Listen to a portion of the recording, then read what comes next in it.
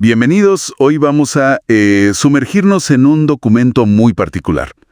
Es un folleto sobre Santa Bernardita Soubirous. Exacto. Y sobre las apariciones en Lourdes, Francia. Lo interesante es que trae fotos auténticas. Bernardita fue la primera santa fotografiada, algo increíble para la época. Sí, es un detalle fascinante. Bueno, nuestra idea hoy es recorrer su vida según este texto, desde sus orígenes humildes hasta las apariciones en la gruta y bueno, su vida después, ver qué nos cuenta este folleto. Perfecto, pues el texto nos sitúa en Lourdes a mediados del siglo XIX. Bernardita nace en 1844. Una época complicada en Francia. Sí. Y su familia, los Soubirous, sus padres, Francisco y Luisa, se casaron por amor, algo no tan común quizás, pero les cayó una desgracia tras otra. ¿Cómo cuáles? Graves, no pudo amamantar a Bernardita, Francisco tuvo un accidente, se lastimó un ojo, y la pobreza era extrema. Terminaron viviendo en un lugar llamado El Calabozo. ¿El calabozo? ¿Una cárcel? Una antigua cárcel, sí. Un lugar húmedo, insalubre. Imagínate. A pesar de todo, el folleto destaca la piedad familiar. Rezaban el rosario juntos. Y Bernardita misma tenía una salud muy frágil, ¿no? Muy frágil. Padecía de asma crónica, quizás tuberculosis. Incluso pasó un tiempo fuera, en Bartrés, como pastora.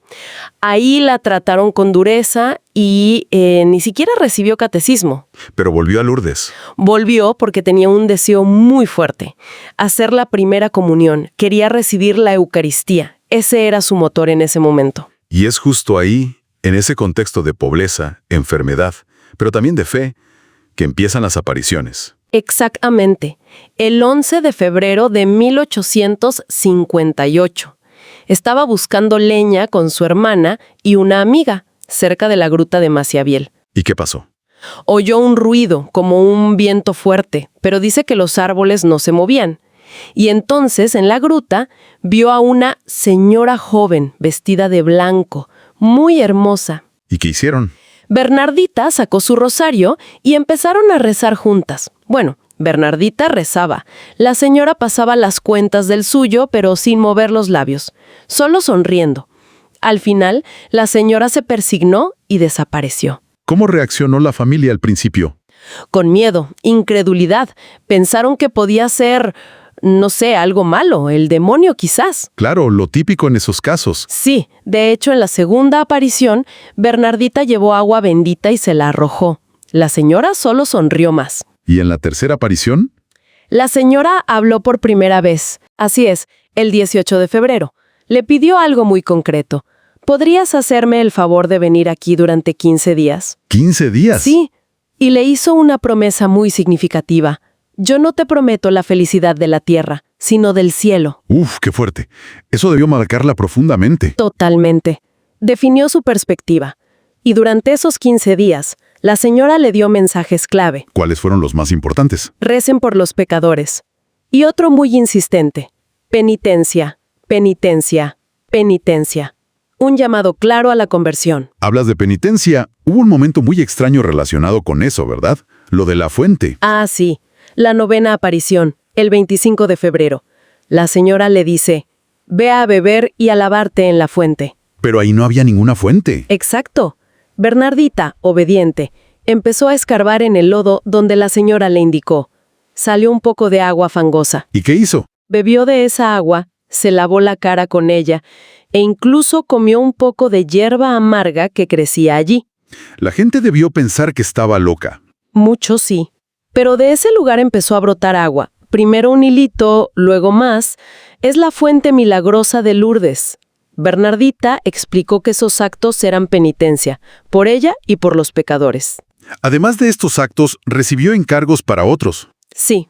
Le pidió que dijera a los sacerdotes que construyeran una capilla allí y que se vinieran en procesión. Eso la puso frente al párroco, el padre Peiramale, que no fue fácil según cuenta el folleto. Para nada.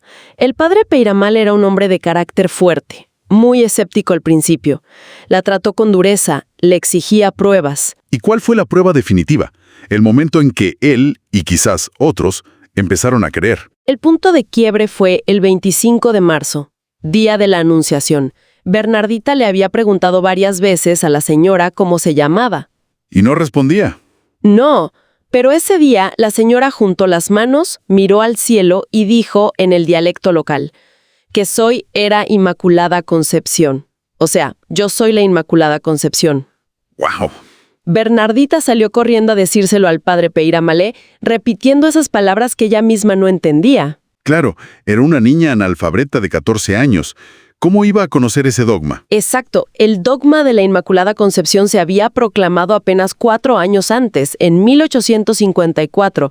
Era muy improbable que ella lo supiera. Eso convenció al padre Peira Malé. Pero eso también atrajo la atención de las autoridades civiles. Sí, claro. El procurador imperial, el comisario de policía, la interrogaron varias veces, la amenazaron con meterla en la cárcel. ¿Y cómo reaccionaba ella? El texto resalta su calma, su coherencia, mantenía sus relatos sin contradecirse. Incluso intentaron declararla loca, pero el propio Peira Malé intervino y lo impidió. Y la última aparición fue en julio.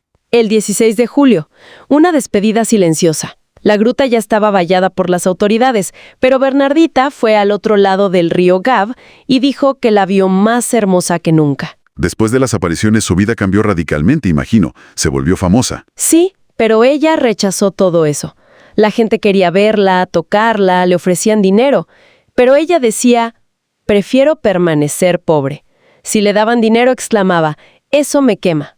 Quería pasar desapercibida. Y por eso decidió entrar en un convento. Exacto, para esconderse, como ella decía. En 1866 ingresó con las Hermanas de la Caridad en Nevers, lejos de Lourdes. Dejar la gruta fue muy doloroso para ella, la llamaba mi cielo. Y su vida religiosa, según el folleto, no fue un camino de rosas tampoco. No, para nada. Estuvo marcada por la enfermedad que se agravó.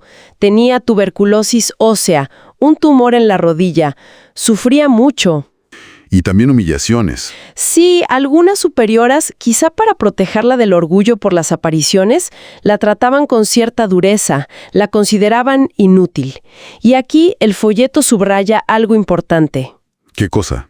Que su santidad no se basó tanto en las visiones extraordinarias, sino en cómo vivió esa vida oculta, aceptando la enfermedad y las humillaciones con paciencia, ofreciéndolo todo. Buscaba la paciencia, no el consuelo. ¿Trabajó como enfermera mientras pudo? Sí, cuidando a otros enfermos.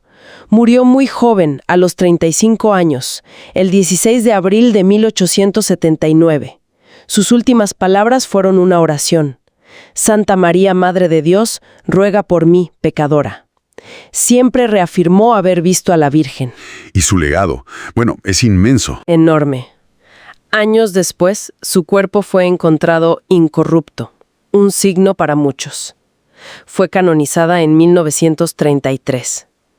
Y Lourdes, ese pueblito desconocido, se convirtió en lo que es hoy. Un centro mundial de peregrinación. Exacto. Centrado en la Eucaristía, la reconciliación, el rosario, el servicio a los enfermos. Y el folleto menciona que la sanación espiritual, la aceptación del propio sufrimiento, es muchas veces el gran milagro de Lourdes. Entonces, si resumimos lo que nos deja este folleto. Es la historia de un viaje increíble. De la miseria más absoluta al diálogo con la Inmaculada Concepción.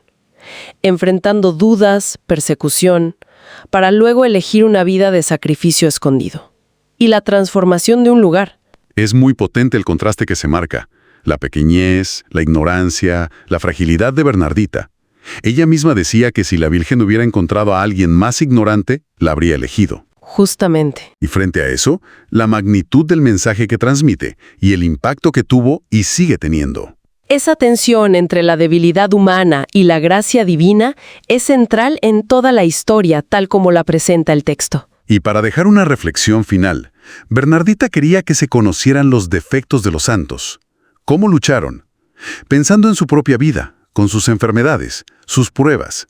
¿Qué nos sugiere esto sobre la santidad?